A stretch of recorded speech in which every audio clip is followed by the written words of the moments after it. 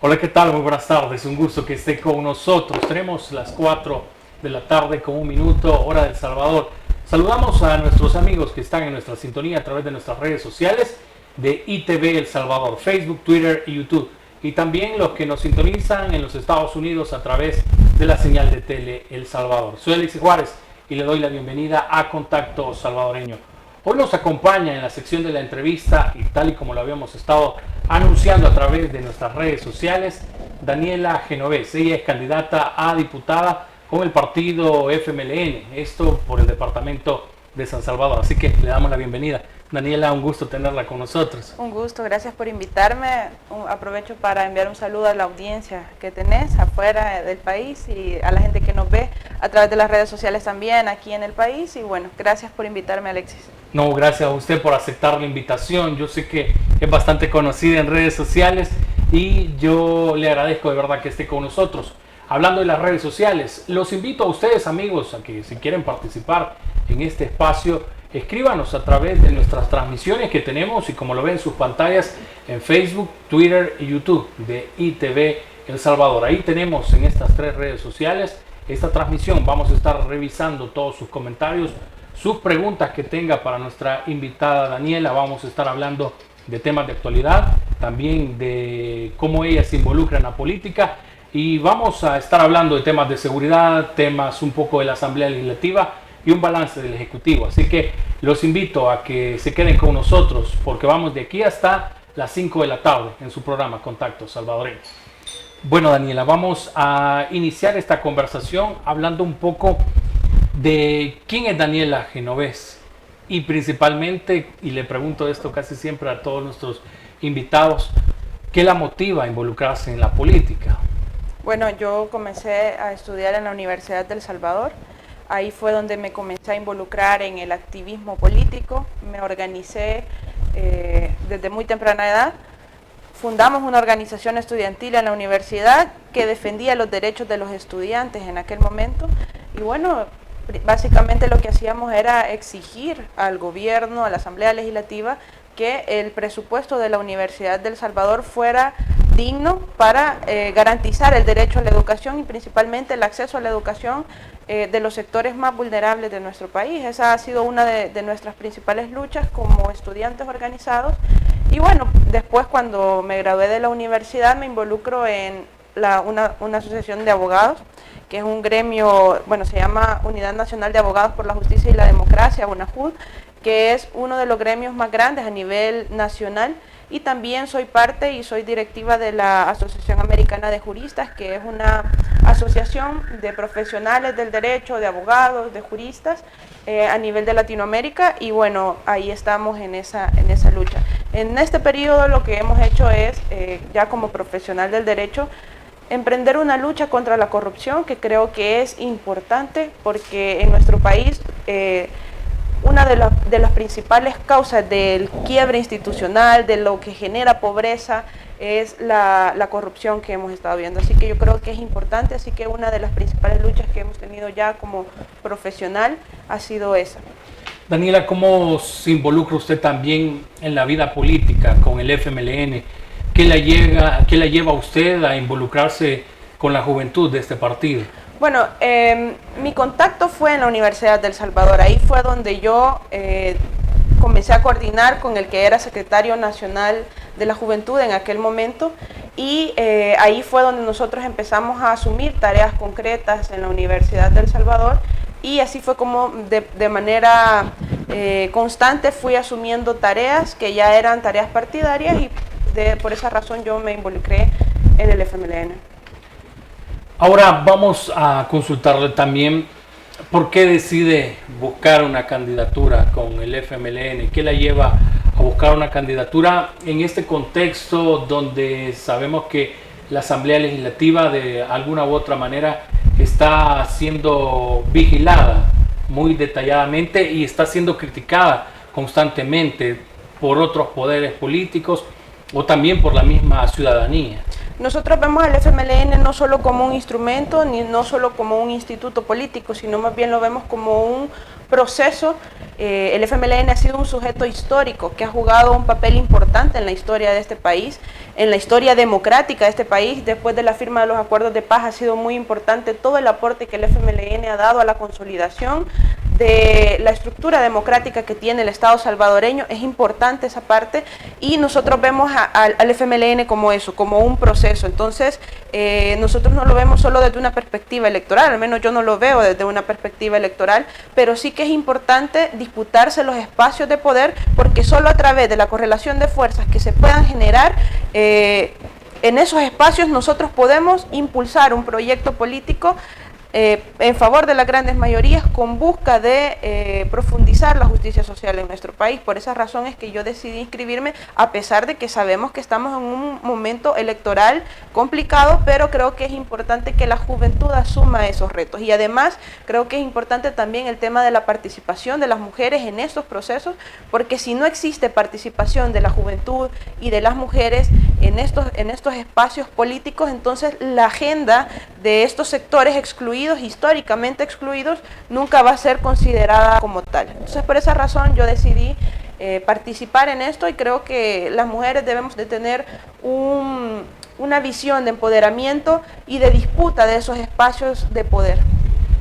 Y le agradecemos a nuestros amigos que nos escriben ya a través de nuestras redes sociales. Ya hay algunos comentarios y me llama la atención un amigo que nos escribe, ya que estamos hablando en el tema y del contexto, cómo se involucra usted en la política. Nos escribe un amigo y nos dice que, si mal no recuerda él, usted tuvo un poco de complicaciones con su inscripción dentro del mismo FMLN.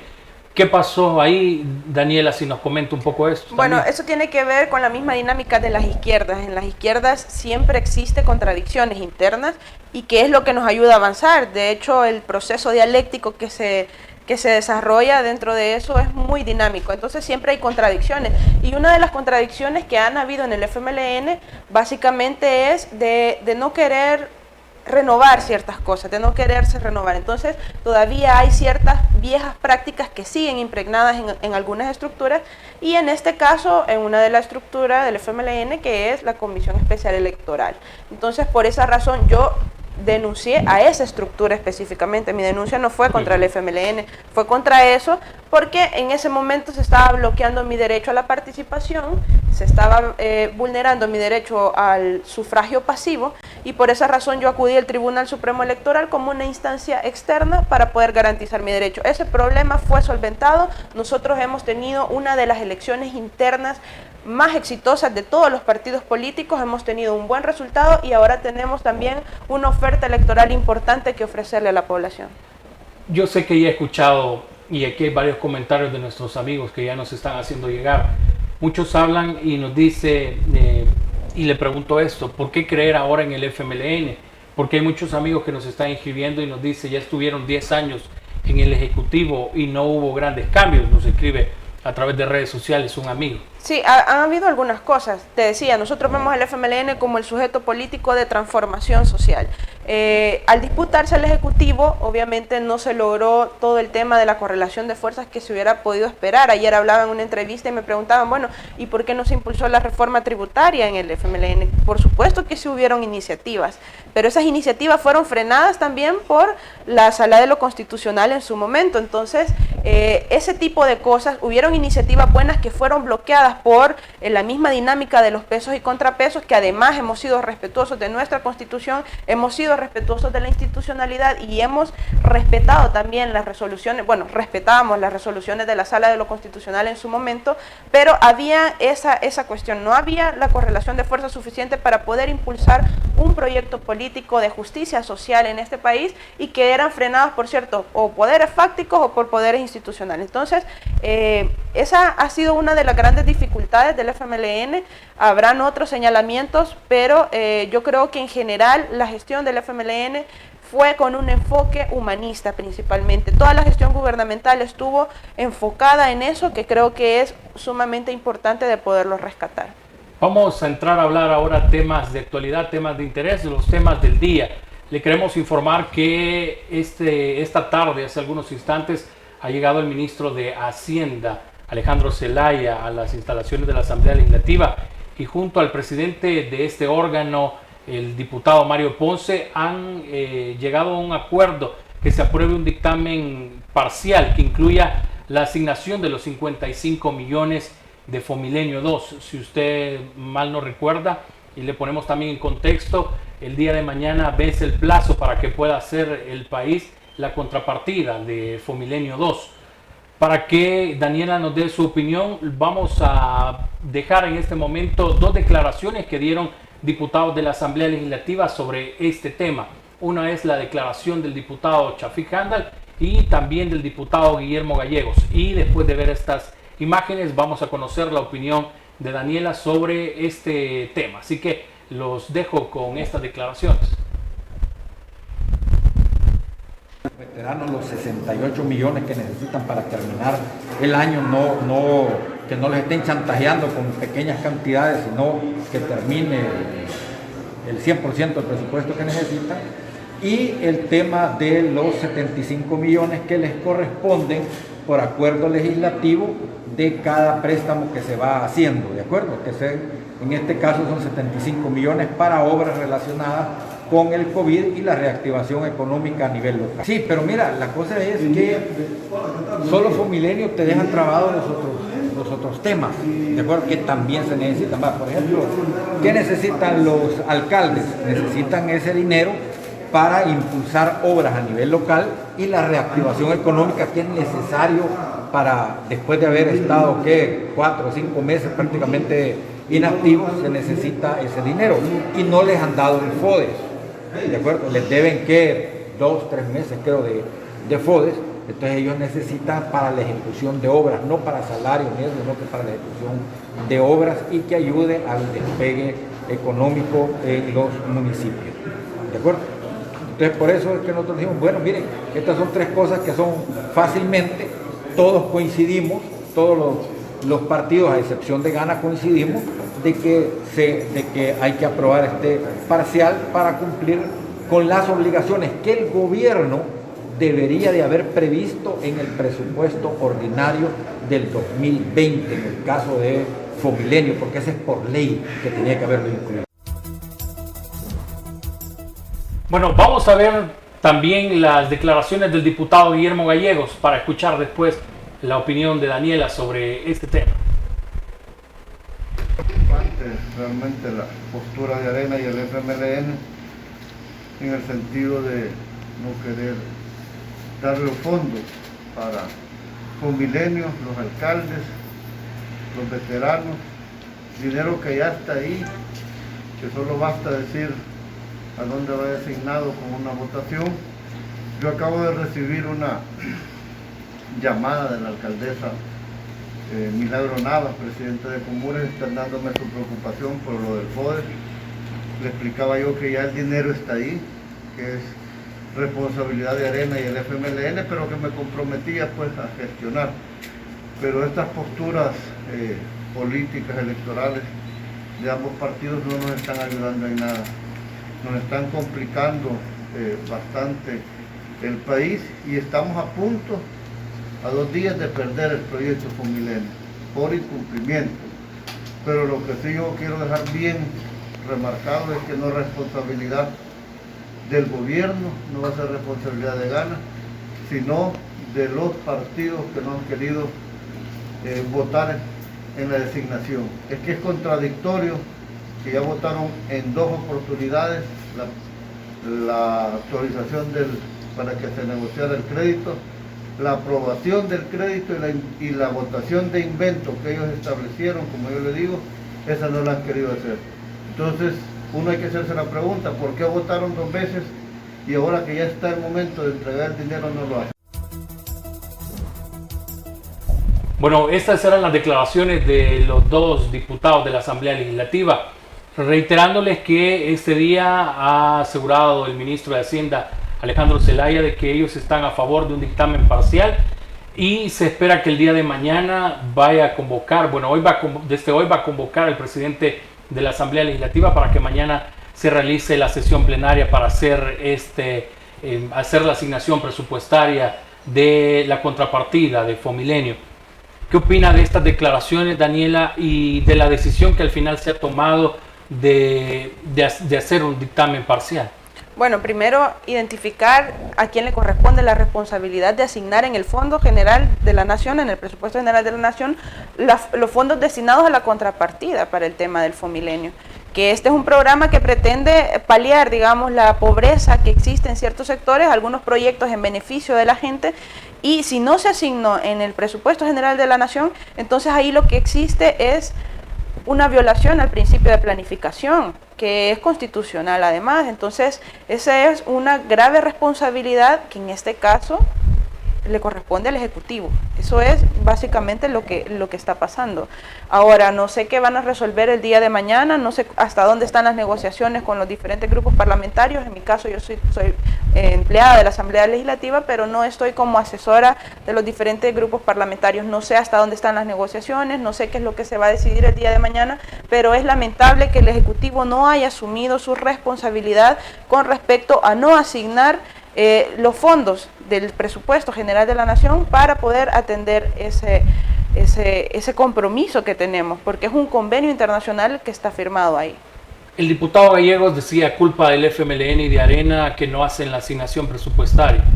Lo que pasa es que, ¿cómo van a hacer una asignación presupuestaria? Porque él está hablando de créditos, pero esa es una obligación que tiene el presidente de ponerlo en la planificación dentro del Presupuesto General de la Nación. Entonces, es un tema de competencias constitucionales que ahí el diputado Gallegos no puede hacerse del ojo pacho diciendo que no es una competencia del Ejecutivo planificar la asignación de esos fondos.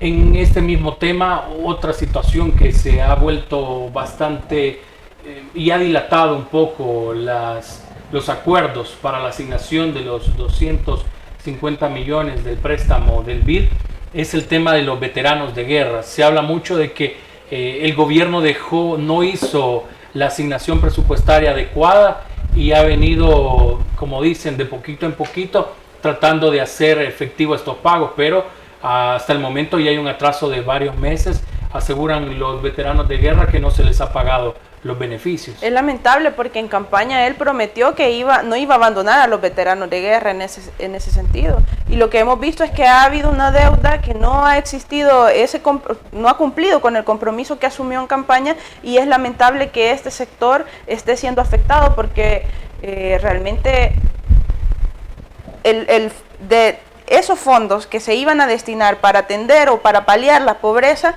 el sector de los veteranos es uno de los más afectados en ese sentido. Entonces es lamentable que el Ejecutivo no haya cumplido con esa obligación. Bueno, Daniela, vamos a ir a nuestra primera pausa. Al volver le voy a consultar sobre una evaluación general de la Asamblea Legislativa y también vamos a hablar del grupo parlamentario de mujeres. Hace unas semanas llegó una candidata de un partido político a interponer una denuncia ante la Fiscalía. También le voy a preguntar de eso. Así que quédese con nosotros porque al volver continuamos con más de esta entrevista con nuestra invitada Daniela Genovés. Así que quédese con nosotros.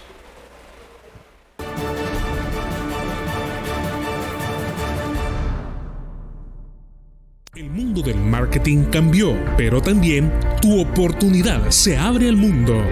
ITV te lleva donde tú quieres estar.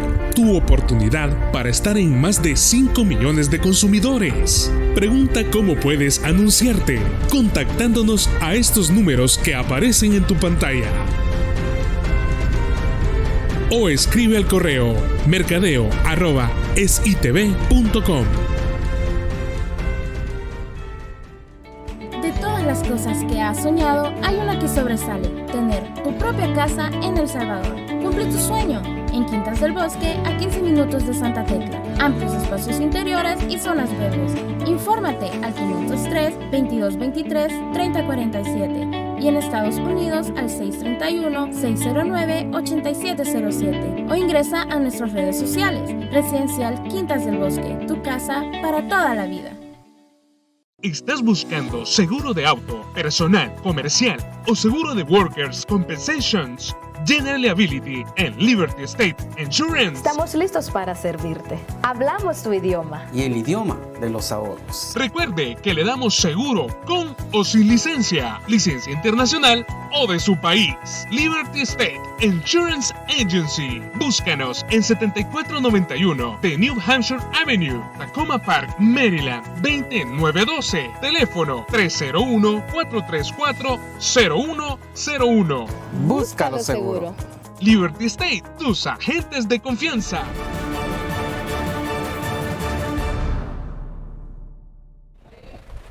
Gracias por continuar con nosotros. 4 de la tarde con 21 minutos. Usted está en sintonía de ITV El Salvador. Hoy tenemos como invitada en Contacto Salvadoreño a Daniela Genovés, candidata a diputada por el FMLN en el departamento de San Salvador. Así que los invito a que se queden con nosotros y también si tienen preguntas y comentarios lo puede hacer a través de nuestras redes sociales. Comparta esta transmisión. Para nosotros es un gusto también que interactúe con nosotros.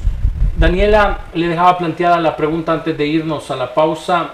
En general, ¿usted cómo cataloga el trabajo que ha hecho la Asamblea Legislativa en este, pues ya más de 2 años que llevan de periodo? Hay muchas críticas para los diferentes grupos parlamentarios y han asegurado muchos también que se ha tratado de obstaculizar el trabajo del Ejecutivo. ¿Qué opina usted de estas voces? Ha habido una confrontación que sí es cierta por parte del Ejecutivo con la Asamblea Legislativa. Ha sido, digamos, una de las líneas estratégicas dentro de su plan para desgastar a ese órgano porque sabe que no tiene la correlación total en ese espacio. Eso puede cambiar en caso de que la correlación cambie en el 2021, eso podría cambiar la dinámica en la que el Ejecutivo se va a relacionar con el Legislativo. Pero yo no puedo meterme a defender a la Asamblea Legislativa en el sentido de que el FMLN tiene 23 diputados y la agenda legislativa del FMLN es distinta a la de los demás grupos parlamentarios porque además todos son de derecha y tienen intereses económicos ahí. Entonces es diferente la agenda política de cada uno de los grupos parlamentarios y yo no podría meterme a hacer una valoración general y defender a ese órgano del Estado como es la Asamblea Legislativa, pero lo que sí es cierto es que ha existido una confrontación por parte del Ejecutivo. La misma Sala de lo Constitucional lo ha reconocido en sus resoluciones, ha dicho, bueno, ha habido una confrontación, ha habido una intención de legislar a partir de decretos ejecutivos por parte del órgano ejecutivo. Entonces dice, bueno, hay una intención maliciosa, ha habido un intento de fraude de la Constitución, más bien ha habido fraude de la Constitución y eso es lamentable y no se puede estar tolerando. Entonces esa confrontación constante que ha existido por parte del Ejecutivo no abona al diálogo, no abona a a garantizar, digamos, los consensos que se necesitan para que el país avance. El manejo de la pandemia por parte del Ejecutivo, ¿cómo usted lo cataloga? Y la asignación de recursos económicos. Bueno, ha habido varias cosas ahí. Primero, una violación a los derechos fundamentales a través de estar limitando derechos constitucionales por parte del Ejecutivo en los decretos que ellos han emitido. Ha habido una limitación al derecho de la libertad de tránsito, por ejemplo, una violación al derecho a la salud de las personas que fueron confinadas en los centros de contagio, le llamamos nosotros, porque en realidad eran personas sanas que se fueron a confinar ahí y que se les violó su derecho a la alimentación. Hubieron una serie de violaciones a los derechos fundamentales en ese proceso, en ese momento en el que se estaba desarrollando la pandemia, y luego lo que hemos visto es que ha existido un mal manejo con los fondos destinados a atender la pandemia por COVID-19. Hemos visto que muchos funcionarios lo que han hecho es estarse lucrando de los fondos públicos, hacer negocios con sus familiares y con empresas de ellos mismos.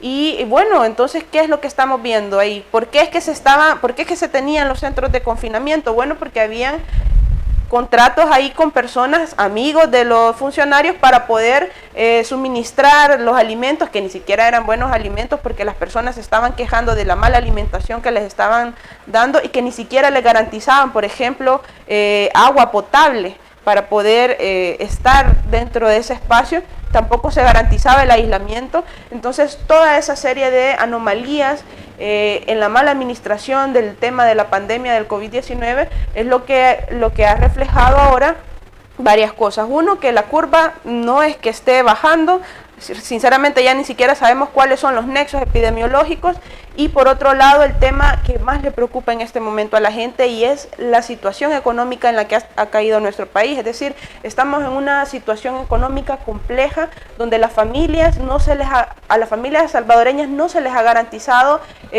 sus ingresos necesarios para poder tener alimentación digna, para poder tener una vivienda, para poder pagar su vivienda. Muchas personas se han quedado sin empleo en esta etapa y creo que es lamentable que el Ejecutivo no esté ofreciendo soluciones. Lo único que está haciendo es culpar a otros de la mala administración que ha hecho, de la gestión de los fondos públicos y de lo que tenía que hacer en tema de salud para atender la pandemia por COVID-19. En medio de estas acusaciones que han surgido y investigaciones que han hecho algunos medios de comunicación, ha surgido alguna especie también de denuncias contra los funcionarios. Y usted fue incluso al Tribunal de Ética Gubernamental a denunciar a un funcionario del actual gobierno. Sí, fue al ministro de Salud y eso fue por una compra irregular que él hizo a una empresa de su familia que además se dedicaba, el rubro de esa empresa era para venta de productos automotrices y se le compró a esa empresa insumos médicos para las personas, para el personal de salud, para que fueran equipados. ¿Cómo es posible que puedan hacerse este tipo de cosas? Entonces fui a denunciar esa compra irregular. Hay intereses éticos que violan la ley de ética en ese caso, y también en ese mismo momento fui a la Corte de Cuentas a denunciar esa misma compra irregular. Así que bueno, en este momento ya el proceso va avanzando. En ética ya aperturaron la investigación preliminar contra el ministro de Salud, Francisco Alaví, y bueno, la Corte de Cuentas entiendo que también está en curso la investigación, así que vamos a esperar los resultados. Me llama la atención una nota periodística que le sacaron de ayer de una entrevista en la que usted participó, así como esta, y dice el titular: tengo mis manos limpias, no pueden decir que soy corrupta. ¿A qué se refiere con esto, Daniela? Y si ha recibido también ataques a raíz de esta denuncia que puso ante el Tribunal de Ética. Ha habido una línea de ataque hacia el FMLN en general al decir todos son corruptos. Todos son corruptos, pero yo le digo, bueno, yo no soy corrupta, dígame qué es lo que me puede acusar a mí para que me esté diciendo que yo soy corrupta o que he cometido alguna falta ética o algún señalamiento. Entonces, por esa razón es que yo expresaba eso en la entrevista del día de ayer y creo que por eso es que sacaron esa nota. Con respecto al tema de los ataques, me quiero detener un momento ahí. Hay muchos invitados de los que he traído que aseguran que en redes sociales reciben ataques, muchas veces por su forma física o por algún tipo de acciones que han hecho.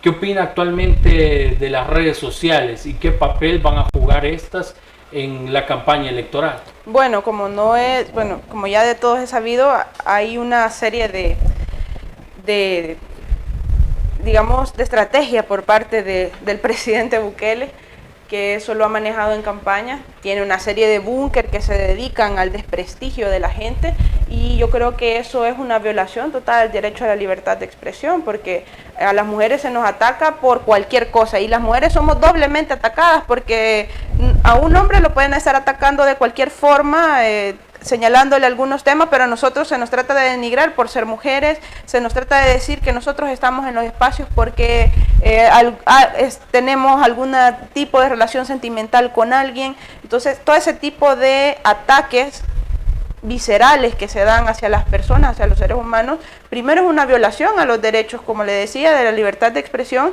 y el derecho de la dignidad humana, que yo creo que es grave eso. Hay personajes que se dedican justamente a eso, como en el tema de Walter Araujo, que se ha dedicado a desprestigiar a mujeres específicamente. Bueno, yo creo que una de las candidatas de diputada de nuestro tiempo fue a interponer una denuncia a la fiscalía porque la estaba agrediendo, estaba ejerciendo expresiones de violencia contra ella. Entonces, bueno, yo también, a mí me ha tratado de denigrar, también a Nidia Díaz, pero Nidia Díaz, no sé si fue Walter Araujo, no recuerdo, no, creo que Giovanni Galeas fue. Pero hay personajes como ellos, como Giovanni Galeas, como Walter Araujo, que se dedican principalmente a hacer este tipo de ataques sin fundamento, y eso es porque se quedan sin argumentos para el debate. ¿Por qué no buscan atacar las ideas de las personas y dejan de hacer este tipo de cosas tan nefastas? Yo invito a esta gente a que por favor comiencen a tener un poco de ética y altura política.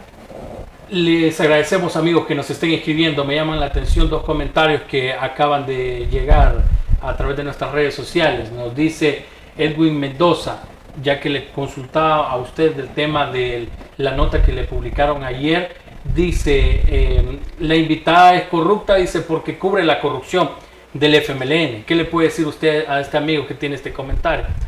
Yo lo que le puedo decir es que en el FMLN no toleramos la corrupción. Si hay alguien que tiene responsabilidad, pues lo vamos a denunciar y vamos a exigirle que cumpla con su función. Entonces, eso no sé a qué se refiere, porque no hay un caso de corrupción en el que yo personalmente esté siendo tapadera de nadie. Creo que está fuera de contexto ese comentario. Nos dice José Mejía, Daniela, ¿usted no ve que es difícil que gane una diputación debido al partido, porque el pueblo ya no los apoya, ya no apoya al FMLN, dice un amigo? Eso lo vamos a ver en el 2021. Ahí está la respuesta de estos comentarios. Vamos a consultarle también, Daniela, y ya que me hablaba del tema de la participación de las diputadas en la Asamblea Legislativa, ¿cómo usted ve el trabajo de este grupo parlamentario? En la pausa le quise mostrar un video, pero no nos dio el tiempo, de una candidata de Inés Martínez, de Nuevas Ideas, que llegó hace algunas semanas a interponer una denuncia ante la Fiscalía porque aseguraba que el grupo parlamentario de mujeres no estaba cumpliendo con sus funciones. Y esto se da en el contexto de lo que ocurrió en la interpelación del ministro de la Defensa, René Francis Merino Monroy, cuando le dio una respuesta a la diputada Dina Argueta, que al final, podríamos decirlo, encendió eso a la situación, y las diputadas llegaron a entregarle un documento de una ley para una vida libre de violencia contra la mujer. Esta situación, y me imagino que usted vio las imágenes, se han vuelto bien virales. ¿Qué opina de la denuncia que hizo la diputada y qué opina también de este hecho que ocurrió en la interpelación? Habría que ver esa denuncia. Está bien interesante poderla leer y ver cuáles son los argumentos que esta candidata a diputada está planteando, porque realmente de lo que se pudo ver en los hechos que sucedieron en el marco de la interpelación al ministro de Defensa, lo que se pudo ver es que la agresión fue hacia una diputada del FMLN, en este caso Dina Argueta, que fue agredida por parte del ministro, y lo único que hizo fue, bueno, mire, aquí está una ley, ¿verdad? Aquí está una ley, por favor léala. Entonces, bueno, eso fue lo que sucedió, y ¿por qué? No entiendo el contexto. ¿Cómo pretenden sacar de contexto algo que todo el mundo vio? ¿Y cómo pueden decir que ellas llegaron a agredir al ministro cuando fue él el que comenzó el ataque? Realmente no comprendo cuál es la lógica que están utilizando esta gente de Nuevas Ideas, que creo que no tienen lógica un poco. ¿Y qué opina de la respuesta que le dio el ministro de la Defensa a la diputada Dina en ese momento? Porque eso, a ella, bueno, hace una semana yo conversaba con ella sobre eso y me dijo que se había sentido ofendida por la forma en que le había respondido el funcionario. Yo no sé si Dina fue a la fiscalía, pero realmente quien debería de ir a interponer una denuncia es ella, porque ella fue la que salió afectada, y yo creo que si ella se considera víctima debería de ir a la Fiscalía General de la República para iniciar un proceso en contra del ministro. Bueno, vamos a cambiar de tema, vamos a hablar un poco de tema de seguridad, y le quiero mostrar unas imágenes que tenemos preparadas para ustedes de lo que sucedió el día de ayer, y bueno, que ha continuado al parecer este día y va a seguir mañana. Es los procedimientos que la Fiscalía General de la República está haciendo tras la investigación que ha salido a la luz de El Faro sobre estas supuestas negociaciones entre el Ejecutivo y las pandillas. Así que veamos qué es lo que ha sucedido. Estamos en este momento pues seleccionando documentación, también equipo informático y otros elementos que van a ser incautados y que van a ser analizados pues a fin de determinar qué es lo que se encuentran en esos elementos. ¿Cuánto tiempo van a durar los allanamientos? el tiempo, pues el que podría durar la diligencia, pues en este momento quizás no podríamos establecerla, sino que va a ser aquel tiempo que sea necesario para que como Fiscalía podamos finalizar la diligencia, ¿verdad? Es una verificación minuciosa. Estamos verificando cada uno de los documentos que pueden encontrarse en este lugar y que nos pueda servir para hacer el análisis respectivo. Bueno, este día, en aras de la transparencia y desmentir todos a esos medios, pseudomedios periodísticos, entre comillas, los cuales verdaderamente han vendido una total cortina de humo diferenciado de lo que es. Hemos dado un total acceso a la Fiscalía General de la República para que pueda haber documentos, archivos, videos, todo lo correspondiente a esta institución. Bueno, estas es las imágenes que le teníamos preparadas sobre el tema de seguridad que vamos a hablar a continuación con Daniela. ¿Qué opina de la investigación del Faro, donde se habla de estas supuestas negociaciones entre el Ejecutivo y específicamente ellos mencionan la Mara Salvatrucha? Sí, yo creo que es lamentable porque justamente fondos destinados para el COVID-19, la acción que se hizo el 9F por parte del presidente, que incluso llegó a dar un intento de golpe a la Asamblea Legislativa para obtener fondos para financiar su plan control territorial, eso es lamentable porque es tan estratégico para Bukele esos fondos destinados para el plan control territorial, que al final lo que hemos visto es que como resultado de la investigación del Faro, él tiene negociaciones con las pandillas. Entonces hay documentos ahí que prueban, el Faro ha sacado la documentación necesaria para establecer que hay indicios suficientes y el fiscal general de la República tenía que iniciar esa investigación porque existían los indicios necesarios para poder aperturarla. No sé en qué va a parar esto, esperemos que el fiscal general haga una buena labor al respecto, esperamos que los hechos sean investigados y que los responsables de estas negociaciones ilícitas, porque hay negociaciones ilícitas en todo esto, puedan responder ante las instancias correspondientes. A raíz de los documentos que ha presentado, ¿usted considera que son veraces esos documentos con su experiencia en el tema del derecho? Y también quisiera preguntarle cómo ve lo que fue bien polémico el día de ayer, que se realizaba este procedimiento, pero muchos critican que estuvieran cámaras de equipos de comunicaciones del gobierno en este procedimiento. Bueno, como no se puede garantizar nada, el fiscal general tiene una gran deuda con este país, realmente no ha investigado hechos importantes que toda la gente está exigiendo justicia y para muestra un botón, hay un tema de justicia selectiva en donde nosotros hemos visto en el proceso, por ejemplo, del diputado Magaña que como una semana después le estaban haciendo un acto que es urgente de comprobación. ¿Cómo entonces van a poder probar que el diputado estaba manejando en estado de ebriedad? Eso no se puede, porque ya imagínense en qué momento se le está practicando eso. Pero entonces toda la institucionalidad respecto al tema de justicia penal creo que no está funcionando de la mejor manera. Y es lamentable eso, hay muchos cuestionamientos. Nosotros exigiríamos al fiscal general de la República que haga su trabajo como debe ser y apegado a la Constitución y al Código Procesal Penal y a las leyes especiales en la materia para poder investigar estos hechos. Yo creo que es muy lamentable que nos esté garantizando la imparcialidad no solo en el tema de los procesos judiciales, sino también en la investigación. En los últimos días que han venido invitados a hablar de este tema de seguridad, les he consultado algo que es muy recurrente, principalmente en el tema de los territorios y ya que está a punto de iniciar la campaña electoral, y es el poder que tienen las pandillas en los territorios. Y ahí va qué tanto los candidatos deberían o no de conversar con estos grupos, porque ya he tenido invitados o ya he conversado también con políticos que me dicen, no, es que para ir a alguna colonia he tenido que conversar con los muchachos para que me puedan dejar entrar, o a mi equipo de trabajo, y hacer lo que teníamos previsto. ¿Qué tanto poder tienen las pandillas y qué deberían de hacer? Y en su caso como candidata también, ¿qué deberían hacer los candidatos con este tema y con este poder que tienen estas personas. Bueno, yo a los territorios donde he ido nunca me he topado con una situación de esas. Será tal vez porque los compañeros en el partido están sumamente organizados y ellos saben a qué lugares se puede llegar y cuáles son los lugares más peligrosos.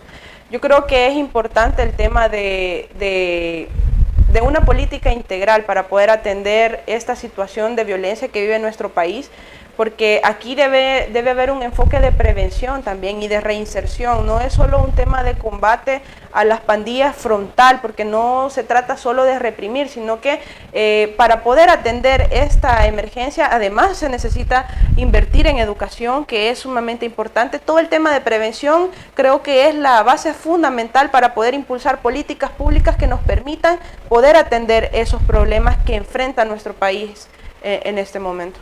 Bueno, vamos a ir a una nueva pausa. Al volver venimos leyendo comentarios y preguntas de nuestros amigos. Hay varias que ya tenemos aquí listas para hacerle a nuestra invitada y también vamos a hablar un poco de las perspectivas que se tienen para las elecciones del próximo año. Así que quédense con nosotros, que al volver continuamos con más de Contacto Salvadoreño.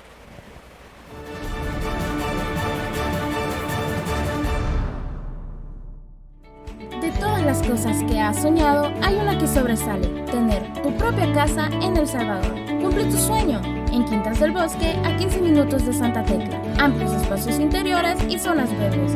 Infórmate al 503-2223-3047 y en Estados Unidos al 631-609-8707 o ingresa a nuestras redes sociales. Residencial Quintas del Bosque, tu casa para toda la vida. ¿Estás buscando seguro de auto, personal, comercial o seguro de Workers' Compensations? General Liability en Liberty State Insurance. Estamos listos para servirte. Hablamos tu idioma. Y el idioma de los ahorros. Recuerde que le damos seguro con o sin licencia internacional o de su país. Liberty State Insurance Agency. Búscanos en 7491 de New Hampshire Avenue, Tacoma Park, Maryland, 20912. Teléfono 301-434-0101. Búscalo seguro. Liberty State, tus agentes de confianza. El mundo del marketing cambió, pero también tu oportunidad se abre al mundo. ITV te lleva donde tú quieres estar. Tu oportunidad para estar en más de 5 millones de consumidores. Pregunta cómo puedes anunciarte contactándonos a estos números que aparecen en tu pantalla. O escribe al correo mercadeo@esitv.com.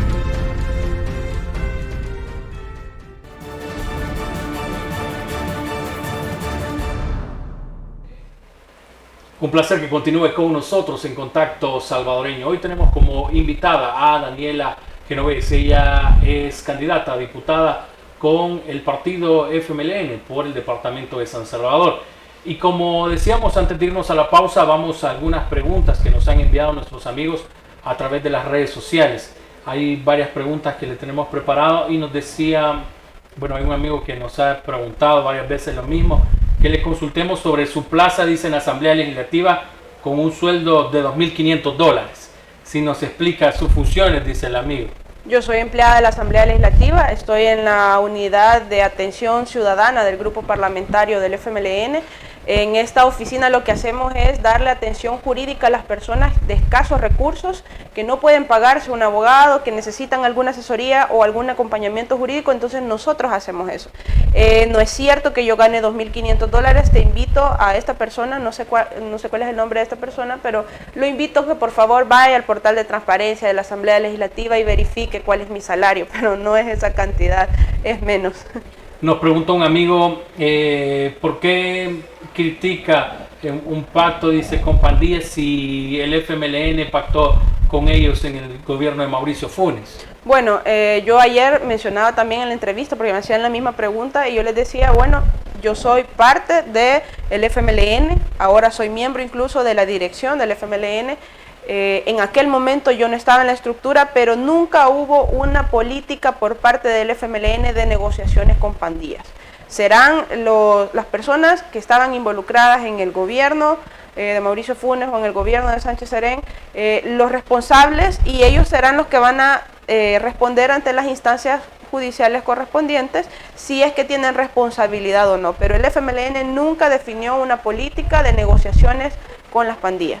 Nos pregunta otra amiga, nos pregunta y nos dice, ¿por qué el FMLN habla de renovación si todavía llevan a diputados como Chafik, Nidia y diputado Ruiz? Nos dice.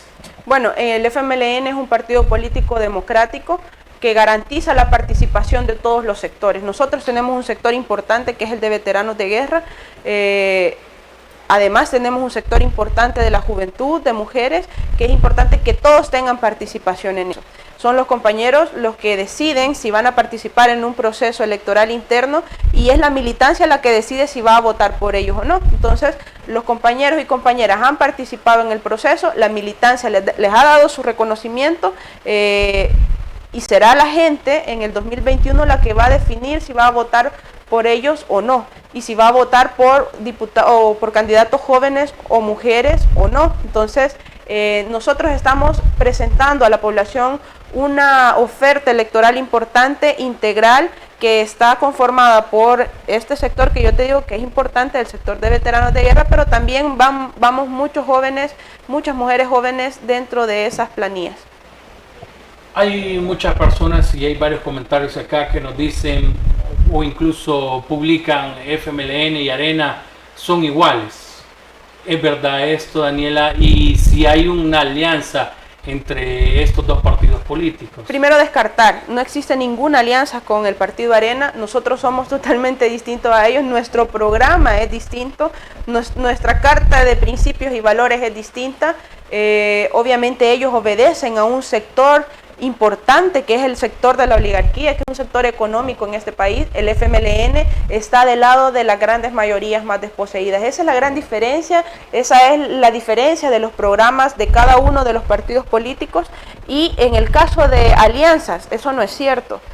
¿Cuál es la alianza? Si hemos visto quién es el que tiene alianzas en este caso, cuáles son los que han pactado coaliciones. No es Nuevas Ideas con Gana, que decían que es parte de los mismos de siempre, que Gana era del bloque de los mismos de siempre, porque además está dentro de la política tradicional. Y entonces, ¿por qué ahora ellos son los que están haciendo pactos de coalición? Nosotros hemos definido como política del FMLN, el Consejo Nacional del FMLN decidió que no se iba a hacer coalición con ningún partido político, precisamente por eso, porque somos el único partido de izquierda en este país y porque nosotros tenemos una agenda distinta y que favorece o que está acorde a los intereses de las grandes mayorías. Nos pregunta otra amiga y nos dice, ¿por qué cree que el presidente Bukele ataca tanto al FMLN? Porque es su enemigo principal. El FMLN le hace estorbo. El FMLN le hace estorbo para no poder impulsar su agenda política, que además va enfocada con intereses económicos. Él lo que pretende es consolidarse como un poder económico importante, incluso disputarle ese poder a la misma oligarquía. Y el FMLN le hace estorbo para poder lograr sus objetivos, y por eso es que su enemigo principal en este momento es el FMLN. Posteriormente, quizá tendrá discusiones con la oligarquía, pero en este momento no tiene ningún problema en ponerse de acuerdo con ellos porque se trata de intereses económicos. Y si ellos pueden negociar, a ellos no les interesa el pueblo, porque el pueblo queda fuera de esas negociaciones. ¿Cómo ve que hay analistas y personas que aseguran que el FMLN va a quedar reducido a su mínima expresión, dicen, en las elecciones del próximo año? Eso lo vamos a ver en el 2021. Yo creo que hay una gran posibilidad de recomponerse. Hemos visto que con todos estos actos, bueno, Bukele se ha destapado ahorita. La gente ya se está dando cuenta que no era lo que él prometía ser, no era el político no tradicional, que bueno, criticaba a los mismos de siempre, que la política tradicional y no sé qué, pero al final se ha quitado la máscara que tenía y lo que ha reflejado es que su proyecto es neoliberal. Y eso era lo que tanto criticaba, pero ese es el proyecto que está impulsando. Entonces la gente se está dando cuenta de eso y además con un descaro total, porque se está favoreciendo de los fondos destinados, lo veíamos ahora en el tema de la pandemia.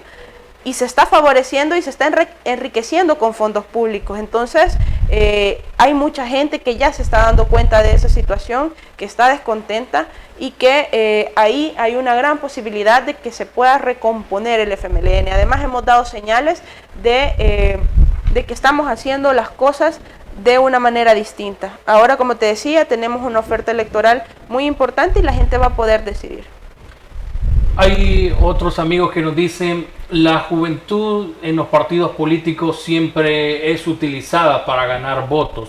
En el caso del FMLN, ¿será esto así? ¿O cómo usted, ya estando adentro, ve esta situación? Eso ha sido una realidad que no la podemos negar en todos los partidos políticos. Se ha visto a la juventud de forma utilitarista y nosotros por eso es que somos jóvenes que estamos dando esa disputa y que estamos rechazando esa forma de hacer política y que estamos rechazando y estamos cuestionando que la juventud tiene la capacidad para estar dentro de los espacios, para disputarse los espacios políticos, y por esa razón es que nosotros nos hemos empoderado y además estamos participando en estos procesos. Podemos incidir, tenemos ideas frescas, importantes, una forma de ver las cosas distintas porque no somos de la misma generación y por esa razón es que las cosas van a ir cambiando en la medida en que la población también confíe en las nuevas perspectivas, en las nuevas cartas, en las nuevas propuestas que tenga el FMLN en este caso.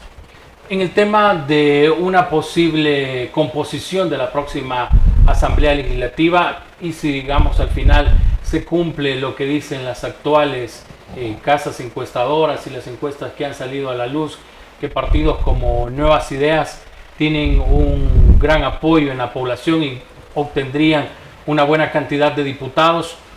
Si al final Nuevas Ideas, por ejemplo, llegara a los 56 diputados, o con la alianza que se tiene con Gana y Cambio Democrático se llega a los 56, ¿qué tan importante van a ser los partidos de oposición para hacer este contrapeso a esta Asamblea Legislativa si es al final se cumple lo que dicen algunas casas encuestadoras? Tenemos algunos meses para que se llegue el 9 de febrero y el reto que tenemos como pueblo es no permitir que eso suceda, porque eso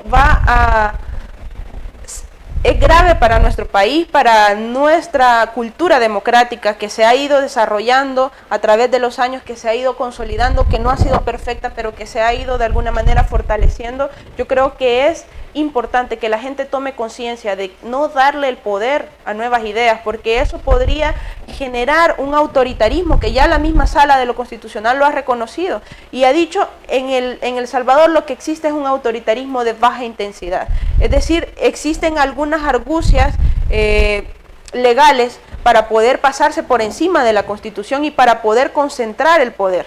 Entonces eso es grave, no podemos permitir, imagínate lo que se ha visto ahora, aún no teniendo a la Asamblea Legislativa totalmente de su lado. Ha habido de cierta manera un equilibrio, un sistema de pesos y contrapesos que de cierta manera ha estado funcionando en nuestro país. Pero imagínate si la Asamblea Legislativa llega a conformarse de esa manera, la concentración de poder que va a tener el Ejecutivo o en este caso Bukele y su grupo económico, porque es un grupo económico que tiene una agenda específica. Yo creo que eso es grave y eso es lo que no debemos permitir. Por eso es importante que la gente tome conciencia del nivel o del riesgo en el que está nuestra democracia, nuestro Estado constitucional de derecho y que confíe en las nuevas propuestas que en este caso el FMLN está proponiendo para que puedan votar por nosotros en el 2021. Ya que me habla el tema de la Constitución de la República y voy a algunas preguntas que siempre le hacemos a nuestros invitados que son candidatos para las próximas elecciones. La primera, ¿es necesaria una modificación o hacer reformas a la actual Constitución de nuestro país? ¿Y qué opinas si en esas reformas se busca alargar los años en la presidencia de un mandatario? Eso es imposible constitucionalmente hablando. No digo que realmente no se pueda hacer, pero la Constitución establece cláusulas pétreas y dice que la forma de gobierno en nuestro país es inalterable. Y esos artículos de la Constitución no pueden ser modificados. Entonces, digamos, dentro de la perspectiva del marco constitucional no se puede en nuestro país, pero si bien es cierto, hemos visto que a Bukele no le interesa nuestra Constitución.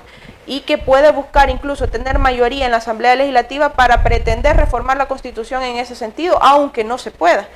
O incluso, otra de las opciones que él tenía, pero creo que después del 9F se le ha venido abajo, era llamar a una constituyente, porque él intentó dar un golpe de Estado a la Asamblea Legislativa. En ese momento probablemente pudo haber llamado a una Asamblea Constituyente, hacer una nueva Constitución y cambiar todo el orden constitucional que nosotros tenemos. Eso es grave porque incluso ese mismo día también fui a la Fiscalía General de la República a interponer un aviso contra Walter Araujo por estar haciendo apología de la sedición en nuestro país y estar llamando a la insurrección para cambiar el orden constitucional de nuestro país. Eso es sumamente grave. El fiscal general también tiene esa deuda, no ha investigado esos hechos.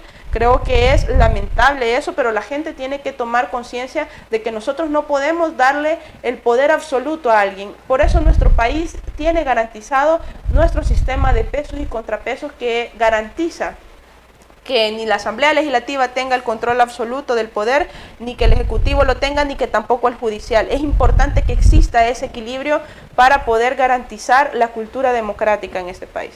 ¿Qué opina Daniela Genovés de los matrimonios igualitarios y también qué opina del aborto? Bueno, primero en el tema de las 4 causales, fue el FMLN el que ha impulsado esa reforma. Incluso es necesario reformar la Constitución para poder garantizar esto. Yo estoy a favor del aborto, de las 4 causales en este caso, y también de los matrimonios igualitarios. ¿Por qué no? Toda la gente tiene derecho a poder amar a quien quiera amar. Vamos a llena recta final, Daniela. ¿Qué opina de algunos partidos políticos que van a participar como nuevas ideas? ¿Qué opina de ello y de lo que aseguran muchos que son un cambio para la política de nuestro país y que quieren hacer efectivos todas las propuestas que tiene el Ejecutivo? ¿Qué opina de este partido político? Yo creo que Nuevas Ideas es el vehículo que tiene Bukele para garantizar su agenda política y para favorecer a su grupo económico, para poder consolidarse como un grupo económico importante en este país. Eso es lo que es Nuevas Ideas. Los está utilizando a la gente que está ahí para garantizar sus intereses. Incluso todos los ministros que tiene Bukele en su gabinete los está utilizando para hacer un montón de acciones que van en contra de la ley, en contra de la Constitución misma, pero no le interesa. Un montón de funcionarios que van a ir presos cuando concluya su periodo, si tenemos un buen fiscal, espero. Pero realmente es lamentable que se esté dando ese tipo de situaciones, porque lo que está haciendo es instrumentalizando a estas personas que van a participar, ya sea en la Asamblea Legislativa o que son funcionarios actuales del Ejecutivo, para garantizar sus intereses. Y no le interesa si van presos o no, no le interesa si están cometiendo ilegalidades o no, no le interesa si cuando ya no le sirve lo quita y ahí vemos qué haces. Entonces, yo creo que ese es el papel que está jugando Nuevas Ideas. Además, ya no se puede decir que es un partido nuevo, con una perspectiva nueva, porque va en alianza, va en coalición con Gana, que es el partido más nefasto después de Nuevas Ideas, porque Nuevas Ideas es como una canasta donde se meten a todos los resentidos de Arena, FMLN, los mismos de siempre están ahí. y Gana es lo mismo, es otra parte resentida de Arena que están ahí. Bueno, se han aliado porque tienen sus propios intereses, coinciden, no tienen ética, no tienen valores, no saben de lealtad, no conocen, creo, ese tipo de valores, y por eso es que están unidos ahora y van a impulsar el proyecto que Bukele pretende impulsar. ¿Cuáles son sus apuestas para las elecciones del 28 de febrero del próximo año? Bueno, nosotros estamos trabajando como FMLN en una plataforma legislativa que nos permita poder abordar ciertos temas de gran interés para la población. Uno de ellos es el tema de la nacionalización de las pensiones. Es uno de nuestros compromisos con la gente, que es importante que lo impulsemos desde la Asamblea Legislativa. También garantizar el derecho humano al agua, que es importante que también se reconozca en la Constitución de la República. Ya hay una derivación por parte de la Sala de lo Constitucional, pero en la práctica hemos visto que ese derecho no se garantiza. Entonces necesitamos generar no solo el reconocimiento a nivel de la Constitución, sino que generar un cuerpo normativo que permita poder garantizar que el derecho humano al agua pueda ser efectivo. Entonces esas son una de las apuestas, el tema de la batalla contra la corrupción, el fortalecimiento de la transparencia en nuestro país, el respeto de la Constitución y del Estado constitucional de derecho son uno de los temas más importantes para nosotros. En su caso, ¿a qué áreas le gustaría apostarle si es electa como diputada? Yo creo que en la Comisión de Legislación y Puntos Constitucionales, por mi profesión y aparte por mi especialización, que estoy estudiando una maestría en Derecho Constitucional, que creo que ahí podría dar mi aporte mucho más efectivo. Daniela, 5 de la tarde, se ha pasado rápido esta hora. Un mensaje final que le quiera dejar a nuestros amigos y también cómo le encuentran en redes sociales, cómo pueden interactuar con usted o incluso personas, brindarle propuestas que tengan grupos, organizaciones. Si nos da también sus redes sociales. Daniela Genovés en todas mis redes sociales, así me pueden encontrar. Ahí podemos conversar de cualquier cosa que ustedes necesiten, cualquier inquietud, cualquier propuesta. Es importante para nosotros escuchar siempre a la gente. Les mando un saludo enorme, gracias por habernos escuchado, por habernos visto a través de todas las plataformas donde está siendo transmitida esta entrevista y gracias Alexis nuevamente por invitarme. No, gracias a usted por haber estado con nosotros este día. Y la espero en próximas ocasiones. Todavía hay muchísimos temas que conversar y ni siquiera ha iniciado la campaña, así que la esperamos en próximas ocasiones. Muchas gracias. A ustedes, amigos, les agradezco también que hayan estado con nosotros en esta hora de conversación que hemos tenido en Contacto Salvadoreño. Hemos tenido a Daniela Genovés, ella es candidata a diputada por el FMLN en San Salvador. Si usted no vio por completo esta entrevista y todas las preguntas que ella nos ha respondido, los invito a que vayan a nuestro canal de YouTube de ITV El Salvador o puedan visitar nuestra cuenta de Twitter de @ITV_SB o puedan ver la transmisión que hemos tenido en Facebook. Ahí está esta conversación muy interesante que hemos tenido. Le hemos hecho varias de sus preguntas que nos han enviado, así que los invito a que puedan ver esta entrevista. Y si usted no la vio en este momento, a las 9 de la noche a través de redes sociales, siempre la repetimos a través de las redes sociales de ITV El Salvador. Agradecemos a nuestros amigos de Tele El Salvador que han estado en nuestra sintonía en los Estados Unidos y que también han estado participando a través de nuestras redes sociales. Mañana nos va a acompañar en la sección de la entrevista Rodrigo Ayala. Él es candidato a diputado por San Salvador con Nuevas Ideas. Vamos a estar hablando de temas de actualidad y también propuestas que tiene él al involucrarse en este partido político. Así que los invito a que mañana nos puedan sintonizar a las 4 de la tarde y hoy a las 7 de la noche se viene nuestro noticiero con nuestro compañero Gilson Rodríguez. Soy Alexis Juárez, ha sido un gusto que haya estado con nosotros. Les deseo que pasen una feliz tarde.